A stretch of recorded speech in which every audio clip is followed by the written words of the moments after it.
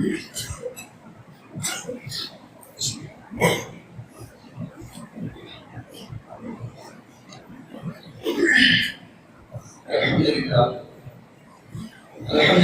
وكفى والصلاة والسلام على عباده الذين اصطفى أما بعد فقد قال الله تعالى في كتابه العزيز وفي فرقانه المجيد بعد أعوذ بالله من الشيطان الرجيم بسم الله الرحمن الرحيم إن أكرمكم عند الله أتقاكم إلى آخر الآية. صدق الله مولانا العظيم.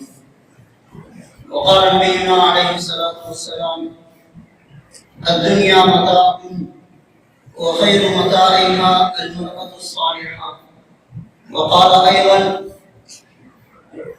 ما تركت بعدي فتنة هي أضر على الرجال من النساء. صدق رسول الله صلى الله عليه وسلم. சர்வ புகழும் புகழ்ச்சியும் இவையத்தை படைத்து ஆளுகின்ற ஏக வல்லோனாகிய அல்லாஹ்வுக்கே எல்லா புகழும். அல்ஹம்துலில்லாஹ். ஸலாத்தும் கருணையும் ஸலாமும் ஈடேற்றமும் சத்திய தூதர் சன்மார்க்க போதகர் சர்தாரே ஆலம் ஹஜ்ரத் ரசூல் அக்ரம் ஸல்லல்லாஹு அலைஹி வஸல்லம் அன்னவர்கள் மீதிலும் அன்னவர்களை பின்தொடர்ந்த சஹாபாக்கள் தாபிஊன்கள் தபவு தாபிஈன்கள் கியாமத் நாள் வரும் வரை அன்னலம் பெருமானார் ஸல்லல்லாஹு அலைஹி வஸல்லம் அவர்களின் வாழ்க்கை வழிமுறைகளை தமது வாழ்வின் இலக்காக குறிக்கோளாக எடுத்து நடக்கின்ற முஃமினான ஆண்கள் பெண்கள் இரு பாலாருக்கும் என்று நின்றார்களாம். அன்பிற்குரிய அல்லாஹ்வின் நல்லடியார்களே, இஸ்லாமிய சகோதரர்களே, சிறப்புமிக்க தினத்திலே ஏகவல்லோனாகிய இறைவன் எவைகளை எனது வாழ்விலே எடுத்து நடத்துமாறு அல்லாஹ் கட்டளை பிறப்பித்திருக்கின்றானோ அவைகளை எனது வாழ்விலே என்றும் எடுத்து நடத்துமாறு, எவைகளை கூடாமே ஹராம் என்று அல்லாஹ் நமக்கு தடை விதித்திருக்கின்றானோ அவற்றிலிருந்து முழுமையாக தவிர்த்து வாழ்மாறு ஆரம்பமாக எனக்கும் எடுத்தாகிய அவர்களுக்கும் தக்வாவை கொண்டு வசியத் என்ற கட்டளை பிறப்பிக்கின்றேன். நசீஹத் என்ற நல்லுபதேசம் கூறிக்கொள்கின்றேன். இத்தகுல்லாஹ ஹைசுமா குன்தும். அன்பிற்குரிய அல்லாஹ்வின் நல்லடியார்களே, இஸ்லாமிய சகோதரர்களே, அல்லாஹ் ரப்பல் இஸ்ஸத் இவ்வுலகத்திலே அவனால் படைக்கப்பட்ட சகல படைப்புகளையும் ஆண் பெண் என்ற இரு பாலினங்களாக அல்லாஹ் படைத்திருக்கிறார். உலகத்திலே மூன்றாவது பாலினம் என்று ஒன்று உலகத்திலே கிடையாது. ஒன்று ஆணாக இருக்கும் அல்லது பெண்ணாக இருக்கும். இதுதான் அல்லாஹ்வுடைய படைப்பு. எமது பார்வையிலே ஒரு மூன்றாவது பாலினத்தை அழி என்ற ஒரு பாலினத்தை நாம் அது மூன்றாவது பாலினம் என்று சொன்னாலும் இஸ்லாம் குறிப்பிடுகிறது அந்த பாலினம் ஒன்று ஆணாக இருக்கும் அல்லது பெண்ணாக இருக்கும். மூன்றாவது ஒரு பாலினம் இஸ்லாமிலே கிடையாது. உலக வரலாற்றிலே உலக வாழ்க்கையிலே மூன்றாவது பாலினம் என்று ஒன்று கிடையாது. அல்லாஹ் ரப்பல் இஸ்ஸத் ஆணையும் பெண்ணையும் உலகத்திலே சரிசமமாக சமத்துவமாக அல்லாஹ் படைத்திருக்கிறார். ஒரு ஆணிடமிருந்து என்னென்ன விடயங்களை அல்லாஹ் எதிர்பார்க்கிறானோ அதே காரியங்களை அல்லாஹ் ஒரு பெண்ணிடமிருந்து எதிர்பார்க்கிறார். அன்பிற்குரியவர்களே, இன்று பெண்கள் என்பவர்கள் அடிமைப்படுத்தப்படுவதையும் அவர்கள் வீட்டோடு கொடுக்கப்படுவதையும் எனது வாழ்க்கையிலே அதிகமாக நாம் கற்றுக் கொண்டிருக்கிறோம். பெண்கள் என்றால் வீட்டு வேலைக்கு சொந்தக்காரர்கள், பெண்கள் என்றால் கல்வி கற்பதற்கு தகுதியற்றவர்கள், பெண்கள் என்றால் சமூக அக்கறை கொள்ளாதவர்கள் என்று இன்று நாம் எண்ணில் சிலர் கருதி கொண்டிருக்கிறார்கள். இணையத்துக்குரியவர்களே, ஜாமலியா காலத்திலும் இதே பண்புதான் இருந்தது. பெண்கள் பெண்களாக மதிக்கப்படவில்லை, பெண்கள் சமூகத்துக்கு எவ்வித பிரயோசனமும் கிடையாது என்று ஜாமலியா காலத்தில் அவர்கள் நினைத்து அவர்களுக்கு வழங்கப்படுகின்ற சொத்துரிமைகள் கூட தடுக்கப்பட்ட வரலாறுகள் இஸ்லாம் சுட்டிக்காட்டிக் கொண்டிருக்கிறது. கண்ணியத்துக்குரியவர்களே, இன்று மாற்றம் அடைந்து சென்று கொண்டிருக்கக்கூடிய இந்த உலகம் பண்பாடு இல்லாமல் ஒழுக்கம் இல்லாமல் சென்று கொண்டிருக்கக்கூடிய இந்த உலகம் அது பண்பாடுள்ள ஒரு சமூகமாக ஒழுக்கமுள்ள ஒரு சமூகமாக தலை நிமிர்ந்து வாழக்கூடிய ஒரு சமூகமாக மாற வேண்டும் என்றிருந்தால் அல்லாஹ் ரப்பல் இஸ்ஸத் அதை பெண்களுடைய சீர்திருத்தத்திலே தான் வைத்திருக்கிறார். இன்று உலகத்திலே யார் யாரெல்லாம் கொடியேற்றி பறக்கிறார்கள், அது உலக விவகாரங்களாக இருந்தாலும் மார்க்க விவகாரங்களாக இருந்தாலும் உலகத்திலே யாருடைய பெயரெல்லாம் உயர்த்தப்படுகிறதோ அப்படிப்பட்ட ஒவ்வொருவருடைய வாழ்க்கைக்கு பின்னாலும் நிச்சயமாக ஒரு பெண்ணுடைய துணை இருக்கிறது. ஒரு பெண்ணுடைய துணை இல்லாதவர்கள் இந்த உலகத்திலே வரலாற்றிலே கொடியேற்றி பறந்த சரித்திரம் கிடையாது என்பதுதான் உண்மை. பெண்கள் சீராக இருப்பார்கள் என்றிருந்தால் ஒரு குடும்பம் என்ன, ஒரு கிராமம் என்ன, ஒரு சமூகமே சீராக இருக்கும். ஒரு பெண்ணுடைய சீரழிவுதான் ஒரு குடும்பத்தை சீரழிக்கும். ஒரு பெண்ணுடைய சீரழிவுதான் ஒரு கிராமத்தை சீரழிக்கும். ஒரு பெண்ணுடைய சீரழிவுதான் ஒரு சமூகத்தின் சீரழிவாக கருதப்படுகிறது. உலகத்திலே ஆண்கள் தவறு செய்ய மாட்டார்கள் என்பது கிடையாது. உலகத்திலே ஆண்கள் நிறைய தவறு செய்கிறார்கள். ஆனால் அந்த தவறுகள் அந்த ஆணோடு மாத்திரம் மட்டுப்படுத்தப்படுகிறது. ஆண் தவறு செய்யும் பொழுது சமூகத்தை குத்தி காட்டக்கூடியவர்கள் குறைவாகவே இருக்கிறார்கள். ஆனால் அங்கே ஒரு பெண் சீரழிந்து விட்டால் அந்த குடும்பத்தை, அந்த கிராமத்தை, அந்த சமூகத்தை இன்று நாம் பார்க்கிறோம். இனிய தரம் என்ன சமூக அமைப்புகளிலும் அடையாளப்படுத்தப்படக்கூடிய அளவுக்கு இங்கே ஒரு பெண்ணுடைய சீரழிவு இருந்து கொண்டிருக்கிறது. கண்ணியத்துக்குரியவர்களே, உலகத்திலே கியாமத்துடைய நாளுடைய அடையாளங்களில் ஒன்றுதான் ஒரு ஆணுக்கு பகரமாக சுமார் 50 பெண்கள் உலகத்திலே வாழ்ந்து கொண்டிருப்பார்கள். எனவே ஒரு ஆண்களை விட உலகத்திலே பெண்கள் அதிகமானவர்கள், பெண்களை விட சிறுவர்கள் அதிகமானவர்கள். எனவே எதிர்கால சிறுவர்களுடைய வாழ்க்கை, இந்த உலகத்துடைய வாழ்க்கை சிறந்ததாக மாற வேண்டும் என்றிருந்தால் அது பெண்களுடைய கையிலே தான் இருக்கிறது. அன்பிற்குரியவர்களே, வரலாற்றை நாம் எடுத்து நோக்கினால் முதல் மனிதர், முதல் படைப்பு ஹஜ்ரத் ஆதம் அலைஹிஸ்ஸலாத்து வஸ்ஸலாம் அவர்களை எடுத்துக் கொள்ளுங்கள். ஆதம் அலைஹிஸ்ஸலாத்தை படைத்ததும் அல்லாஹ் ஆதமே யா ஆதம் உஸ்குன், நீங்கள் சுவர்க்கத்தில் வசியுங்கள் என்று அல்லாஹ் குறிப்பிடவில்லை. ஆதம் அலைஹிஸ்ஸலாத்தை படைத்ததும் ஒரு மனிதர் சுவர்க்கம் போறதாக இருந்தாலும் ஒரு மனிதர் நரகம் போறதாக இருந்தாலும் அது அவனோடு இருக்கக்கூடிய பெண்களை மையமாக வைத்துத்தான் அமைகிறது என்பதை கியாமத் வரும் வரைக்கும் வரக்கூடிய பிறக்கக்கூடிய ஒவ்வொரு ஆணுக்கும் பெண்ணுக்கும் ஒரு படிப்பினையாக அல்லாஹ் ஆதம் அலைஹிஸ்ஸலாத்திலிருந்து பெண்ணை உருவாக்கி வேற வஸ்துக்களில் இருந்து அல்லாஹ் பெண்ணை படைக்கவில்லை. ஆதம் அலைஹிஸ்ஸலாத்துடைய அந்த முதல் கண்களிலிருந்து அல்லாஹ் பெண்ணை உருவாக்கி ஒரு ஆண் சுவர்க்கம் போறதாக இருந்தாலும் ஒரு ஆண் நேர்வழி பெறுவதாக இருந்தாலும் அதற்கு பெரும் துணை அதிகமாக பங்கு வகிப்பது ஒரு பெண் தான் என்பதனை அல்லாஹ் அந்த படைப்பின் மூலமாக எடுத்து காட்டுகிறார். ஹவ்வா அலைஹிஸ்ஸலாத்து வஸ்ஸலாம் அவர்களை படைத்ததன் பின்னர் தான் அல்லாஹ் இருவரையும் சுவர்க்கத்தில் அல்லாஹ் உண்டாக அனுப்பினார். கண்ணியத்துக்குரியவர்களே, இன்று சமூகம் கெட்டிருக்கிறது என்றிருந்தால், இன்று ஒரு கிராமம் கெட்டிருக்கிறது என்றிருந்தால், இன்று ஒரு குடும்பம் கெட்டிருக்கிறது என்றிருந்தால் அந்த குடும்பத்திலே வாழக்கூடிய அந்த குடும்பத்திலே இருக்கக்கூடிய பெண்கள் தான் அதற்கு காரணம். இது நான் குறிப்பிடவில்லை. அருமை தூதர் ஸல்லல்லாஹு அலைஹி வஸல்லம் அன்னவர்கள் சுட்டி காட்டினார்கள். மா தரத்து பஅதி ஃபித்னதன் ஹிய அضر على الرجال من النساء. ஒரு ஆண் வழி தவறுவதற்கும் ஒரு ஆண் தவறான வழியில் செல்வதற்கு அடிப்படை காரணம் நபி அவர்கள் சொன்னார்கள் பெண்கள் தான். பெண்களுடைய ஃபித்னா தான். ஒரு ஆணுடைய விஷயத்தை நான் அதிகமாக பயப்படுகிறேன் என்றார்கள் நபி ஸல்லல்லாஹு அலைஹி வஸல்லம் அவர்கள்.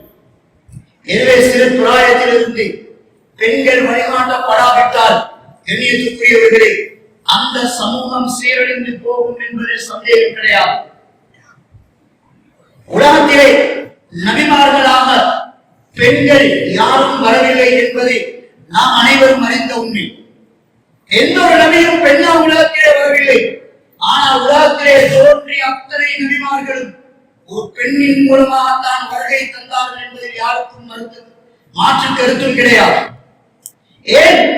அல்லாஹ் ரப்பல் இஸ்ஸத் குர்ஆனிலே ஒவ்வொரு நபிமார்களை குறிப்பிடும் பொழுது கூட அவர்களுடைய அந்த நபித்துவத்தை, அந்த ரிசாலத்தை மக்களுக்கு எத்தி வைப்பதிலும் ஒரு மாற்றத்தை உருவாக்குவதிலும் பெண்ணுக்கு சம உரிமை இருக்கிறது, பெண்களின் மூலமாகத்தான் அது உலகத்திலே நிகழ்ந்திருக்கிறது என்பதை நபிமார்களுடைய அந்த வரலாறுக்கு எடுத்துக்காட்டாக இருக்கிறது.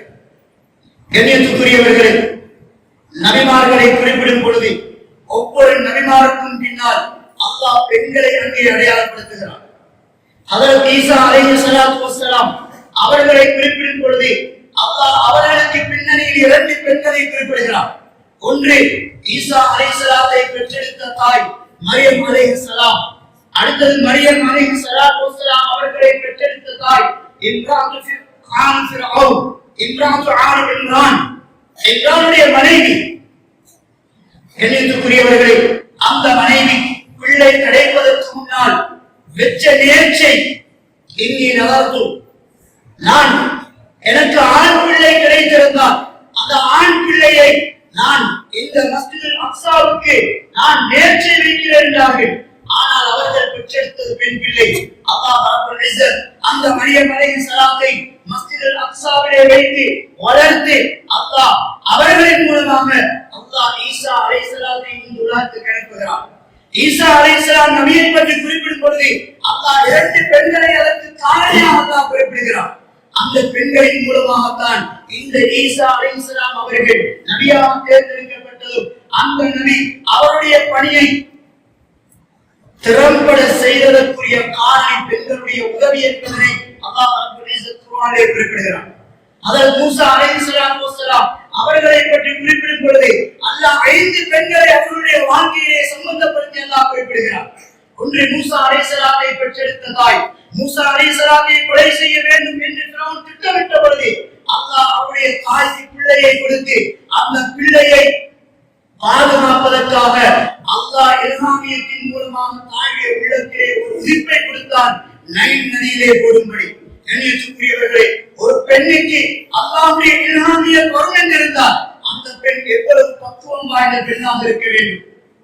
கண்ணியத்துக்குரியவர்களே, அல்லாஹ்வுடைய இல்ஹாமியத் வருகிறது, அந்த பெண் குழந்தையை போடுகிறார். அந்த பிள்ளையை பாதுகாப்பதற்காக அல்லாஹ் மூசா அலைஹிஸ்ஸலாத்துடைய சகோதரியை அல்லாஹ் காரணமாக வைக்கிறார். அந்த பிள்ளை ஃபிரௌனுடைய குடும்பத்துக்கு செல்கிறது. அந்த பிள்ளைக்கு பால் கொடுப்பதற்காக அந்த சகோதரி தனது தாயை அந்த வீட்டுக்கு மாளிகைக்கு எடுத்து வருகிறார். கண்ணியத்துக்குரியவர்களே, அந்த மூசா அலைஹிஸ்ஸலாத்தை பாதுகாப்பதற்காக அல்லாஹ் ஃபிரௌனுடைய மனைவி ஆசியா ரலியல்லாஹு அன்ஹா அவர்களை குர்ஆனிலே குறிப்பிடுகிறார். ஹஜ்ரத் மூசா அலைஹிஸ்ஸலாத்து வஸ்ஸலாம் அவர்கள் அங்கே வாழ்ந்து மதியனுக்கு செல்லும் பொழுது அங்கே அல்லாஹ் ரப்பல் இஸ்ஸத் ஷுஐப் அலைஹிஸ்ஸலாத்து வஸ்ஸலாம் அவர்களுடைய 2 பெண் மக்களை அல்லாஹ் மூசா அலைஹிஸ்ஸலாத்துடன் தொடர்புபடுத்தி அல்லாஹ் கூறுகிறார். ஒரு நபியை உருவாக்குவதற்கு, ஒரு நபியை வளர்ப்பதற்கு அல்லாஹ் 5 பெண்களை அல்லாஹ் காரணமாக குர்ஆனிலே குறிப்பிடுகிறார். கண்ணியத்துக்குரியவர்களே, அருமை தூதர் ஸல்லல்லாஹு அலைஹி வஸல்லம் அவர்களுக்கு பின்னால் உலகத்திலே வாழ்ந்த, உலகத்தை ஆட்சி செய்த அந்த 4 கலீஃபாக்களுடைய பின்னணியை எடுத்து பாருங்கள். அதில் 2 கலீஃபாக்கள் இஸ்லாத்தை ஏற்பதற்கு காரணமாக இருந்தவர்கள் 2 பெண்கள். உமர் இப்னு கத்தாப் ரலியல்லாஹு அவர்கள் இஸ்லாத்தை ஏற்றுக்கொள்வதற்கு காரணமாக இருந்தவர் அவர்களுடைய சகோதரி ஃபாத்திமா ரலியல்லாஹு அன்ஹா. அவர்களின் மூலமாக தான் இஸ்லாத்தை ஏற்றுக்கொண்டார்கள். ஹஜ்ரத் உஸ்மான் அலி ரலியல்லாஹு அன்ஹு அவர்களுடைய இஸ்லாத்துக்கு காரணியாக இருந்தவர்கள் அவர்களுடைய சாட்சி. கண்ணியத்துக்குரியவர்களே, அல்லாஹ் ரப்பல் இஸ்ஸத் அன்றைய காலத்தில் பெண்கள் இஸ்லாத்துக்காக செய்த சேவைகள் ஏராளம். அதனால் இஸ்லாம் வளர்ந்தது. இன்று நாம் முஸ்லிமாக இருப்பதற்கு காரணம் அன்று செய்த பெண்களுடைய தியாகம், அவர்கள் செய்த இஸ்லாத்துக்கு பங்களிப்பு. ஆனால் இன்றைய காலத்து பெண்கள் இஸ்லாத்துக்காக என்ன செய்கிறார்? கண்ணியத்துக்குரியவர்களே, இங்கே இருக்கக்கூடிய ஒவ்வொருவரும் தனது உள்ளத்திலே, ஆழ் மனதிலே கையை வைத்து கேட்டு பாருங்கள். ஒன்று எனது மனைவி இஸ்லாமுக்காக என்ன செய்திருக்கிறார், என்னுடைய தாய் இஸ்லாமுக்காக என்ன செய்திருக்கிறார், என்னுடைய சகோதரி இஸ்லாமுக்காக என்ன செய்திருக்கிறார், நான் பெற்றெடுத்த பெண் பிள்ளைகள் இஸ்லாமுக்காக என்ன செய்திருக்கிறார்கள், எனது உறவு பெண் பிள்ளைகள் இஸ்லாமுக்காக என்ன செய்திருக்கிறார்கள், அவர்கள் இஸ்லாமுக்கு தியாகம் செய்வதற்கு நாம் என்ன செய்திருக்கிறோம், அவர்களுக்கு உண்ண உணவு கொடுத்திருக்கிறோம், உடுக்க ஆடை கொடுத்திருக்கிறோம், இருப்பதற்கு வீடு கொடுத்திருக்கிறோம், அவர்களுடைய தேவைகளை நிறைவேற்றுவதற்கு தன்னுடைய உயிரை தியாகம் செய்து செல்வத்தை அள்ளி கொடுத்திருக்கிறோம். அவர்கள் பயணம் செல்ல வேண்டும் என்றிருந்தால் அதற்கான பணத்தை அள்ளி கொடுத்திருக்கிறோம். எங்கும் செல்லலாம், எதற்கும் செல்லலாம், எந்த காரணத்துக்காகவும் செல்லலாம். நவீன காலத்திலே நடந்த ஒரு தலாக், நவீன காலத்திலே நடந்த ஒரு தலாக், குறுகிய காலம்,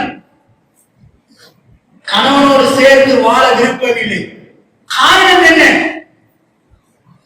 எனது தோழிகள் நண்பிகள் ஒரு கெட் டுகெதர் அப்படிதான் ஒரு ட்ரிப் போறதுக்கு இருக்கிறார்கள், ஒரு திருமணத்துக்கு செல்ல இருக்கிறார்கள். திருமணத்துக்கு செல்லும் பொழுது, ட்ரிப் போகும் பொழுது, கெட் டுகெதருக்கு போகும் பொழுது கணவர் எடுத்து பணம் தருவது கிடையாது. அதனால் கணவனுடன் நான் சேர்த்து வாழ விருப்பமில்லை என்று தலாக் உடன்படுகிறது. அந்த பெண்ணை வளர்த்த ஒரு தந்தை, அந்த பெண்ணுக்கு உதவி செய்த கணவன், அந்த பெண் பெற்றெடுத்த ஆண் பிள்ளைகள் என்ன செய்கிறார்கள்? கண்ணியத்துக்குரியவர்களே, எனக்கும் பெண் பிள்ளைகள் இருக்கத்தான் செய்கிறார்கள். எமது உள்ளத்தை குளிர வைப்பதற்காக இஸ்லாமுடைய விடயங்களை அவர்கள் என்ன பங்கெடுத்திருக்கிறார்கள்? ஒரு மார்க்க நிகழ்வு இருக்கிறது, ஒரு மார்க்க பயான் இருக்கிறது. இஸ்லாத்தை தெரிந்து கொள்வதற்காக வாருங்கள். நிர்வாகத்தால் ஜனாஸா குளிப்பாட்டுவது சம்பந்தமாக இஸ்லாமிய மார்க்க பெண்களுக்கு தேவையான விடயங்களை இங்கே நாம் கற்றுக் கொடுக்கிறோம், வாருங்கள் என்றால் விரல் வெட்டு எண்ணக்கூடிய சில பெண்கள் தான் வருகிறார்கள். இஸ்லாமிற்கு முரணான காரியங்கள் நடக்கிறது, அப்படிக்காக செய்கிறோம் என்றிருந்தால் அழைப்பு விடுக்காமலே அங்கே கூட்டம் கூடுகிறது. காலை சாப்பாடு என்ன, பால் சாப்பாடு என்ன, தொழுகை என்ன, அந்தி நேரமா, காலையில் ஆரம்பித்த நிகழ்வுகள் விடிய விடிய நடந்தாலும் அதற்காக கண்ணீர் பொத்தாமல் மழை பொழிந்தாலும் நனைந்து கொண்டு அந்த காட்சியை பார்ப்பதற்காக எமது பெண்கள் செல்கிறார்கள் என்றிருந்தால் நாம் வெட்கப்பட வேண்டும். நாம் ஏன் திருமணம் முடித்திருக்கிறோம்? என்பதை இந்த ஆசைகளை பூர்த்தி செய்வதற்காக அல்ல. கண்ணியத்துக்குரியவர்களே, திருமணம் முடிப்பது ஆசைகளை பூர்த்தி செய்வதற்காக அல்ல.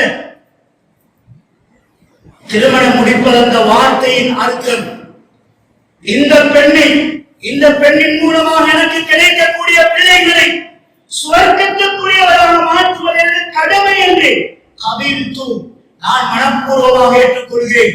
திருமணம் முடிக்கக்கூடிய யாருக்கும் இது தெரியாது. அதனால்தான் மௌலவி சொல்றது கபில்து, அது காஃபா காஃபா பாவா பிரச்சனை சொல்லித்தாரு சொல்லிட்டே போகும். வார்த்தையுடைய யதார்த்தம் தெரியாது. ஏன் திருமணம்? அந்த பெண்ணை சுவர்க்கவாதியாக மாற்றாவிட்டால் நாளை கியாமத்துடைய நாளையிலே நரகத்துக்கு மேலாக தனிப்பால விடப்பட்டு உங்களை விசாரிக்கப்படும் என்பதில் சந்தேகம் கிடையாது. கண்ணியத்துக்குரியவர்களே, ஆரம்ப காலத்தில் அந்த பெண்கள் இஸ்லாத்துக்காக செய்த தியாகம் தான் இன்று உலமாக்களையும் நபிமார்களையும் வழிமார்களையும் இமாம்களையும் உருவாக்க இருக்கிறது. கண்ணியத்துக்குரியவர்களே, ஹஜ்ரத் ஆயிஷா சித்திகா ரலியல்லாஹு அன்ஹா சுமார் 2210 ஹதீஸ்களை மனனமிட்டார்கள்.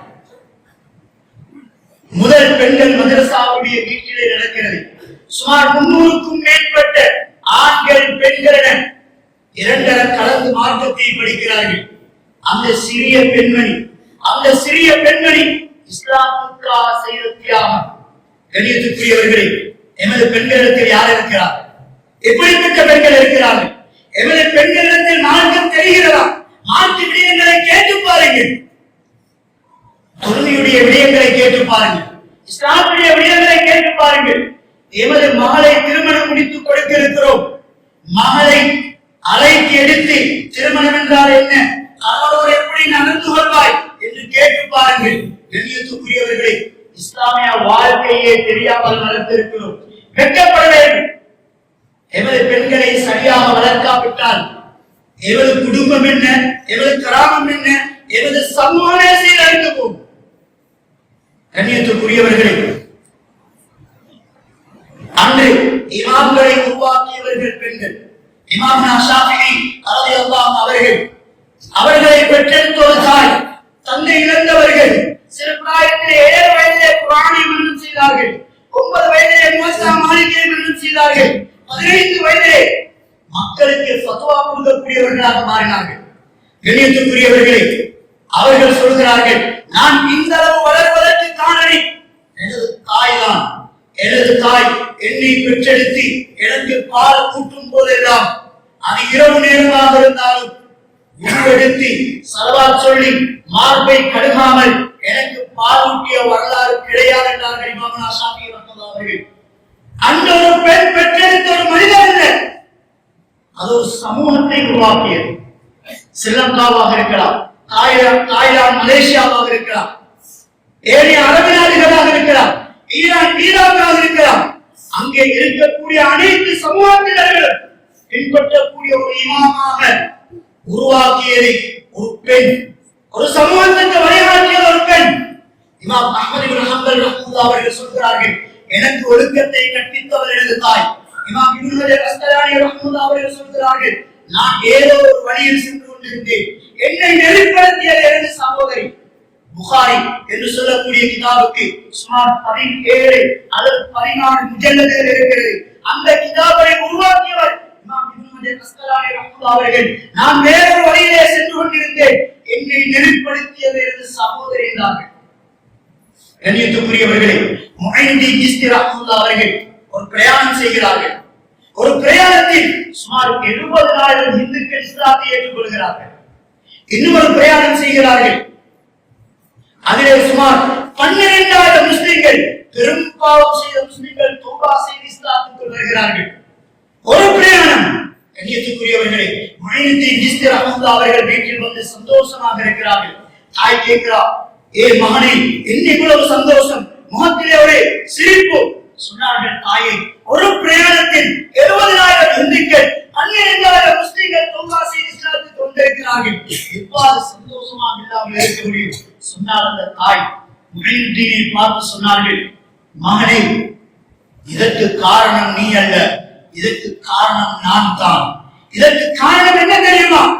நான் உன்னை பெற்றெடுப்பதற்கு முன்னால், யா அல்லாஹ், எனக்கு நீ தருகின்ற பிள்ளையை இஸ்லாத்துக்காக ஒப்படைக்கிறேன், எனது பிள்ளையை வைத்து இஸ்லாத்தை நீ ஹயாத்தாக்க வேண்டும் என்று நோக்குடன் உன்னை சுமந்தேன், உன்னை பெற்றெடுத்தேன். பாலூட்டும் போதெல்லாம் ஒவ்வொரு துளியும் உனது தொண்டைக்குள் இறங்கும் போதெல்லாம் இதே எண்ணத்துடன் தான் உனக்கு நான் பாலூட்டினேன். அதனுடைய விளைவுதான் இது. குர்ஆனுக்கு பின்னால் சிறந்த புத்தகம் புகாரி இருக்கிறது. அந்த இமாம் புகாரி ரஹ்மத்துல்லாஹி அவர்கள் இமாமாக மாறுவதற்கு காரணியுடைய குடும்பம் அல்ல, அவருக்கு பின்னால் இருந்த தாய். பிறக்கும் பொழுது கண்ணை இழந்தவர்கள், தன் பார்வையை இழந்தவர்கள். தாய் ஒவ்வொரு நாளும் தொழுதுவிட்டு தஹஜ்ஜத்திலே கரம் ஏந்துவா, யா அல்லாஹ், எனது பிள்ளைக்கு கண் பார்வை வர வேண்டும். அவ்வாறு கண் பார்வை வந்தால் இஸ்லாத்துக்காக அந்த பிள்ளையை அர்ப்பணிப்பேன் என்றார்கள்.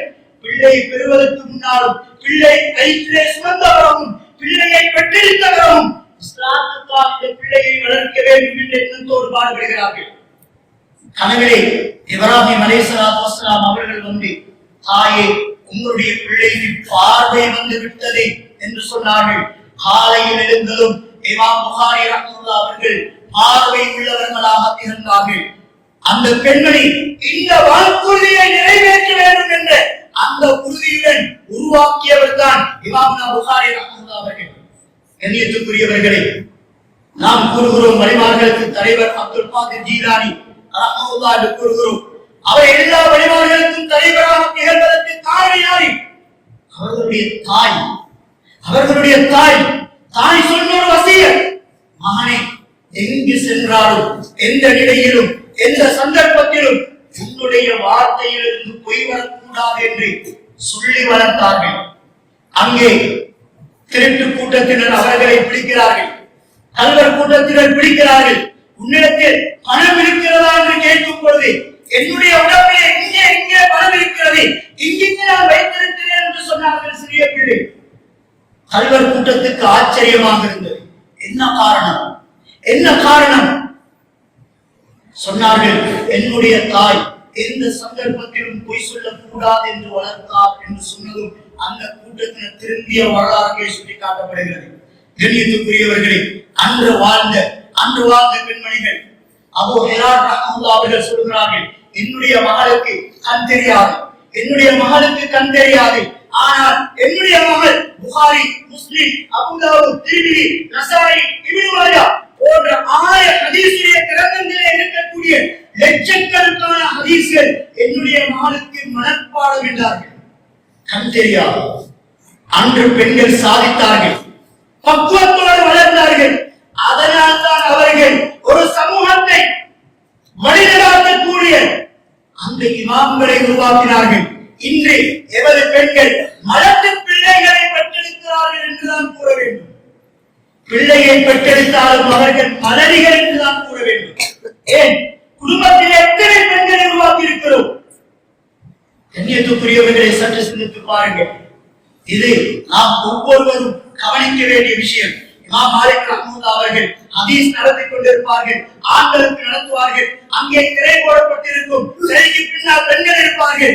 ஆண்கள் ஹதீஸ் வாசிக்கும் பொழுது அங்கிருக்கக்கூடிய இமாம் மாலிக் ரஹ்மத்துல்லாஹி அவருடைய பெண்கள் சொல்வார்கள், நீங்கள் வாசிப்பது தவறு, இது பிழை, இவ்வாறு தான் வர வேண்டும் என்று ஆண்களுக்கு சுட்டிக் கொடுப்பார்கள். கனவுக்கு விளக்கம் சொல்லக்கூடிய முஹம்மது இப்னு சீரீன் ரஹ்மத்துல்லாஹி அவர்கள் கனவை பற்றி குறிப்பிடும் பொழுது குர்ஆனுடைய ஆயத்துக்கு வந்தால் மாணவர்கள் கேட்பார்கள், சொல்லுவார்கள், குர்ஆனுடைய ஆயத்துக்கு விளக்கம் என்னிடத்தில் கேட்காதீர்கள், என்னுடைய சகோதரி ஹப்ஸா பின்த் சீரீன் இவர்களிடம் பேசி கேளுங்கள் என்றார்கள். ஏன்? அந்த பெண்மணி ஆயிஷா நாயிடம் சுமார் 12 வயதிலே குர்ஆனை மனனம் செய்தவர்கள். وقرن في بيوتكن ولا تبرجن تبرج الجاهلية الأولى. உங்களுடைய அலங்காரங்களை காட்டிக்கொண்டு வெளியே செல்லக்கூடாது என்ற குர்ஆனுடைய வசனத்தை சுமார் 33 வருட காலமாக வீட்டிலே தனக்கென்று ஒரு அறையில் எடுத்து அவர்கள் வணக்கம் செய்தார்கள். அந்த ஆயத்தை ஹயாத்தாக்கினார்கள். கண்ணியத்துக்குரியவர்களை, இஸ்லாமிய வரலாற்றிலே பெண்களை எடுத்து பார்த்தால் இஸ்லாத்துக்கு தியாகம் செய்தவர்கள் தான் இருப்பார்கள். வாப்ப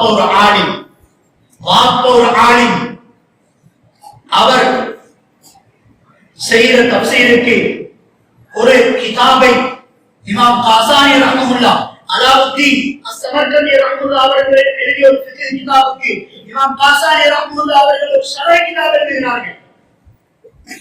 உஸ்தாதுக்கு வந்த சந்தோஷம், தனது மகளை பெரும் செல்வந்தர்கள் எல்லாம் கேட்டு வருகிறார்கள், யாருக்கும் நான் கொடுக்க மாட்டேன், இந்த இமாம் காசானி எனது மாணவருக்கு தான் நான் திருமணம் முடித்து கொடுப்பேன் என்று அங்கே அவர்களுக்கு திருமணம் முடித்து கொடுக்கிறார்கள். கண்ணியத்துக்குரியவர்களே, குடும்பம் எப்படி அந்த ஊரில் அந்த கிராமத்திலே மார்க்க சட்டதிட்டங்கள் வரும் பொழுது ஃபத்வா கொடுக்கும் பொழுது ஒரு ஃபத்வாவை ஒரு பகுதியை மாப் எழுதுவார், ஒரு பகுதியை மகன் எழுதுவார், ஒரு பகுதியை மருமகன் எழுதி சைன் பண்ணி கொடுப்பார்கள். கண்ணியத்துக்குரியவர்களே,